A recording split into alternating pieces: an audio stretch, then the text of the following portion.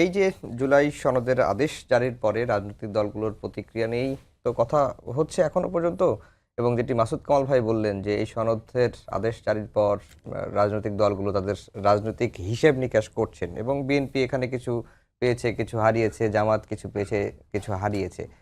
কিন্তু জামাতের মধ্যে একটু প্রতিক্রিয়াটা একটু বেশিই দেখলাম মনে হলো, কেন? মাসুদ ভাই যা বলছে তার কিছু অংশের সাথে আমি একমত, হুম। আবার কিছু অংশের সাথে দ্বিমত। সব তার একমত হয় না। প্রথম জিনিস হচ্ছে মাসুদ ভাই যেটা বললেন সেটা একটু আমি বলে দিই। হ্যাঁ, জুলাই ঘোষণাপত্রের 20-এ বলছিলেন, ধারা 20-এ, যে এই সরকার 106, আমি একদম ভাষায় সংবিধানে 106 অনুচ্ছেদ অনুসারে সুপ্রিম কোর্টের মতামতের আলোকে সাংবিধানিকভাবে ডক্টর ইউনূসের নেতৃত্বে 8ই আগস্ট তারিখে একটি অন্তর্বর্তীকালীন সরকার গঠন হয়। হুম। একটি অন্তর্বর্তীকালীন সরকার গঠন হয় কিসের ভিত্তিতে? 106-এর ভিত্তিতে। হুম। মাসুদ ভাই আর একটা কথা বলছেন যে 77 সালে এবং 84 সালে এই দুইটার সময় সংবিধান সাসপেন্ডেড ছিল। জুলাই ঘোষণাপত্রের পরে কিন্তু আসছে জুলাই সনদ। হুম। জুলাই সনদে এই সরকার নিজেকে ঘোষণা করলো যে গণ অভ্যুত্থান থেকে জনগণের সার্বভৌম ক্ষমতা থেকে এই সরকারের উৎপত্তি, যেটা গতকালকের ভাষণেও দেখবেন প্রথম অংশটুকুনে ডক্টর ইউনূস সাহেব বলছেন দ্য লেজিটিমেসি, এই সরকারের লেজিটিমেসিটা আসছে আর্টিকেল 7 থেকে, যেটা আমাদের বলছে জনগণ সর্বভৌম ক্ষমতার উৎস। সেখানে আর 106 নাই। তাহলে এই ডিপার্চারটা তারা কেন এটা রেকটিফাই করছেন? তারা বুঝতে উপলব্ধি করছেন, আমরা যখন সবাই বলতেছি যে 106-এর এই সরকার না, এই সরকার হচ্ছে জনগণের কি কনস্টিটিউয়েন্ট পাওয়ারের সার্বভৌম ক্ষমতার একটি সরকার। সো সেইখানে এই সরকারকে সাংবিধানিক সরকার ওইভাবে বলার, একটা অলিখিত সংবিধানের সরকার হতে পারে, কিন্তু এই 72 সালের সংবিধানের সরকার না। দ্বিতীয় যে কথাটা, 77 সালে সংবিধান সাসপেন্ড ছিল, আর আজকে সংবিধান অকার্যকর। কেন অকার্যকর? প্রধানমন্ত্রী যদি অনুরোধ না করেন, রাষ্ট্রপতি পার্লামেন্ট ভেঙে দিতে পারবেন না। প্রধানমন্ত্রী এই দেশ থেকে পালিয়ে গেছেন, এরকম কোনো অনুরোধের কোনো চিঠি পাওয়া যায়নি বা এরকম কোনো কথা আসেওনি। রাষ্ট্রপতি প্রধানমন্ত্রীর অনুরোধ ছাড়া যদি সংসদ ভেঙে দিয়ে থাকে, তাহলে উনি কার মাধ্যমে এটা করলেন? দ্বিতীয় কথা, উনি অন্তর্বর্তীকালীন সরকার ব্যবস্থা এই সংবিধানে নাই। এই সংবিধানে কেয়ারটেকার ব্যবস্থা নাই। এই সংবিধানে অন্তর্বর্তীকালীন সরকার ব্যবস্থা শপথ নেওয়ার ব্যবস্থা নাই। উপদেষ্টাদের নিয়োগ কাঠামো, বেতন ভাতা কিভাবে দেওয়া হবে সেটাও নাই। এবং অন্তর্বর্তীকালীন সরকার মানে যে সরকার আগে এবং পরের সরকারের মাঝখানে যে সরকার থাকবে, একটা সরকার যে যে ক্ষমতা ব্যবহার করতে পারে, অন্তর্বর্তীকালীন সরকারও শেষে ক্ষমতা ব্যবহার করতে পারবে। এটা 72 সাল থেকে আজ মানে 2026 সাল পর্যন্ত এরকম কোনো কনসেপ্ট কনস্টিটিউশনের মধ্যে নাই। এক্সিকিউটিভ অথরিটি হচ্ছে প্রাইম মিনিস্টার, প্রাইম মিনিস্টার পলাতক।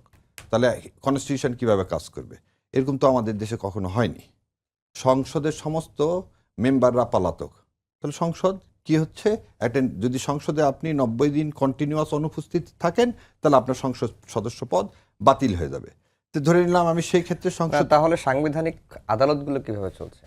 বলতেছি আপনাকে, প্রথমে বলে নিছি একটু আগে, একটা অলিখিত সংবিধানের আন্ডারে আমরা না, চলতেছি। এখানে প্রশ্নটা এখানেই আসে, আপনি যখন এর আগে রাষ্ট্রপতিকে দিয়ে আর্টিকেল 93 অনুযায়ী অধ্যাদেশ জারি করালেন, আবার যখন জুলাই আদেশ জারি করলেন তখন ওই আর্টিকেল 93 প্রয়োগ করলেন না, মানে কখনো সংবিধান মানছি কখনো মানছি না, এই ইয়েস, এবং আপনার এই কথাকে আমি সমর্থন করি, এটা গোজামিল হচ্ছে এবং এটাকে মেনে নিতে হবে। আপনার সত্যকে সত্য বলতে হবে। হ্যাঁ। এ সরকার প্রথম দিন থেকে ভুল করে যাচ্ছে এবং আজও ভুল করতেছে, আজও ভুল। এবং যত পণ্ডিতরা আছেন সে পণ্ডিতেরা কনস্টিটিউশনটা ভালো করে দেখতেছেন, নিজের অবস্থানটাকে আজ পর্যন্ত পরিষ্কার করতে ব্যর্থ হচ্ছেন। হয় বলো সংবিধান আছে, না হলে নাই। না হলে বলো যে এই অংশে আছে, এই অংশে নাই। কখনো যখন প্রয়োজন হচ্ছে তখন সংবিধানের দোহাই, যখন প্রয়োজন নাই তখন সংবিধানের দোহাই নাই। কারণ এই সরকার তো সংবিধানের বাইরের দোহাই। আমার ধারণা মাসুদ কামাল ভাই এখানে একমত হবে যে 106 কিভাবে হবে? শুনানি ছাড়া তো 106 হবে না। সেই তো সুপ্রিম কোর্টের সব বিচারকরা তো পালাতক। এখন যদি কেউ ভবিষ্যতে এটা নিয়ে তো শুনানি চলতেছে, শোনেন, এগুলো তিক্ত অভিজ্ঞতা হয়ে যাবে জাতির স্বার্থে। এই যে গোজামিল চলতেছে, এটা আমরা আশা করেছিলাম এই জুলাই সনদের মধ্যে দিয়ে কি হবে, মীমাংসা হবে। এখন আপনার প্রশ্নের উত্তর দিই যে ভাইয়ের কথা ওই জন্য বললাম যে বাস্তবতা হয়ে যাচ্ছে খালি গোজামিল দিয়ে চলতেছে এবং জনগণের সাথে প্রতারণা হচ্ছে। এই যে ভাই যে কথাটা বলছে, সাধারণ মানুষের কি উপকারটা হবে?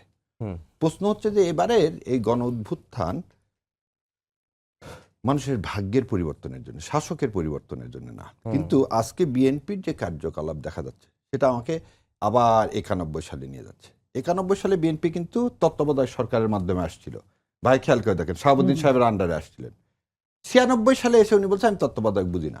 বিরোধী দলরা তত্ত্বাবধায়কে বিল দিছিলেন, কে কে জানেন? আওয়ামী লীগ বিল দিছিলেন, জাতীয় পার্টি বিল দিছিলেন, জামাত ইসলাম বিল দিছিলেন। একটা বিল সংশোধনার প্লেস করতে পর্যন্ত দেয়নি। একটা বিল যদি বিরোধী দলের কেউ দেয় সেটা প্লেস করতে হয়। ওনারা এই 5 বছর প্লেস করতে দিলেন না। 12 ফেব্রুয়ারি আন্দোলনের ধাক্কায় তখন বাধ্য হয়ে তারা কি করলেন? তারা কিন্তু তত্ত্বাবধায়ক সরকার কি করলেন? বাস্তবায়ন করলেন। আজকে সালাউদ্দিন সাহেব বলে দিলেন যে গণভোটের মাধ্যমে সংবিধান পরিবর্তন হয় না।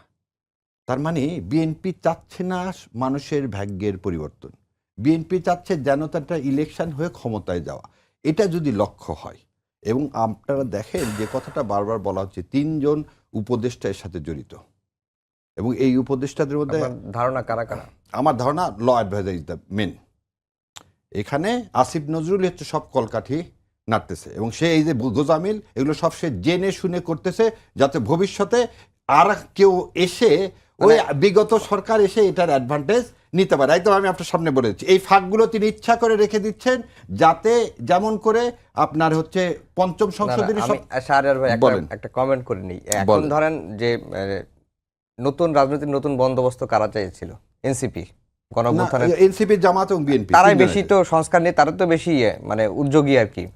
এখন কোনো কিছু হলেই মানে কোনো কিছু সরকার ব্যর্থ হলে আমরা এনসিপি দায় দিয়ে দিই। আবার এমনও হয়েছে যে সরকারের কোনো কিছু পছন্দ হচ্ছে না, আমরা আসিফ নজরুলের দিকে দিয়ে দিলাম। কিন্তু এই জুলাই আদেশের জারিটা তো উপদেষ্টা পরিষদেই সিদ্ধান্ত হয়েছে, খালি আসিফ নজরুল। আপনাকে একটা বলি, ভাইও ভালো জানবেন, ক্লাস নেওয়া, পড়ানা টেক্সট বুক থেকে আর মামলা করানোর মধ্যে আকাশ পাতাল 100%। প্র্যাকটিস যারা করে, শোনেন, তত্ত্বাবধায়ক সরকারের বিল তৈরি করে দিয়েছিল সৈয়দ ইশতিয়াক সাহেব, ডক্টর কামাল হোসেনরা। তারা তখন কিন্তু যে বলবো না ঢাকা ইউনিভার্সিটির সমস্ত টিচার সম্মানিত টিচার, কিন্তু টিচারদের নিয়ে এসে কিন্তু করা নয়, কারণ দে নোজ হাউ টু অ্যাপ্লিকেট ইট। আজকে আপনি আমাকে বলেন ঐক্যমত কমিশনের মধ্যে প্র্যাকটিসিং লয়ার কে আছে? একজনও নাই। এই আসিফ নজরুল সাহেব সমস্ত কমপ্লিকেসি করতেছে, একটা অনেস্ট বয়ান এখন পর্যন্ত দেখ না কেন যে সে ইন্ডিয়ার পরামর্শ ছাড়া এটা করতেছে। এই ফাঁকগুলো উনি রাখলেন কেন? উনি তো জানে যে এটা চ্যালেঞ্জ করলে থাকবে না। উনি এটা জানে যে চ্যালেঞ্জ করলে থাকবে না। আজকে যে জামাতের আমির সাহেব বললেন যে একটা দলের দিকে ঢেলে পড়া হচ্ছে, বাংলাদেশের মহামান্য অ্যাটর্নি জেনারেল সাহেব কোন দলের? ডেপুটি অ্যাটর্নি জেনারেলরা কোন দলের? অ্যাডিশনাল অ্যাটর্নি জেনারেলরা কোন দলের? আপনি বাংলাদেশের 64টা জেলায় পিপিজিপি কোন দলের? আপনি আজকে যে ডিসি চেঞ্জ করতেছেন, আপনি 2টা-4টা করে চেঞ্জ করতেছেন কেন? এটা তো চেঞ্জ করবে নির্বাচন কমিশন, আপনার কাজ না তো। আপনি তফসিল ঘোষণা করার পরে সমস্ত মাঠ প্রশাসন তৈরি করবেন নির্বাচন কমিশন। আপনি এগুলো করতেছেন কেন? আপনি সরকারের ইচ্ছাকৃতভাবে লেজিটিমেসি নষ্ট করতে যাচ্ছেন। সেজন্যই এই ডক্টর মোহাম্মদ তাহের বলতেছে, ষড়যন্ত্র করে আপনি ভারতের দালালি ছাড়েন, এদেশের মানুষ এটা মেনে নেবেন। আপনি এনসিপির কথা বলছেন, সেই এনসিপিও কিন্তু বলছে যে আসিফ নজরুল হচ্ছে মেন কালপিট। আসিফ নজরুল এই জাতিকে একটা অনিশ্চয়তার দিকে নিয়ে যাচ্ছে। আসিফ নজরুল এই জাতির এই যে আমাদের জুলাই সনদ, আমি বলবো পবিত্র জুলাই সনদ, 53 বছরের যেটা সমস্ত রাজনৈতিক দল করতে পারেনি, সেখানে সাইন করার পরে আরো একটা তাজ্জব কথা দেখেন, জুলাই সনদের চেয়ারম্যানকে ডক্টর মোহাম্মদ ইউনূস, তত্ত্বাবধায়ক সরকারের প্রধানকে ডক্টর মোহাম্মদ ইউনূস। এটা কিভাবে সম্ভব? আলী রিয়াজ সাহেব suppose two B the chairman, উনি ওনার সুপারিশ দিবেন। ওনার সুপারিশ মানে কি? ইউনূস সাহেব নিজের সুপারিশ কি নিজের কাছে দিব নাকি আমি? What is the joke? এটা একটা ফার্স্ট পুরো জাতির সাথে।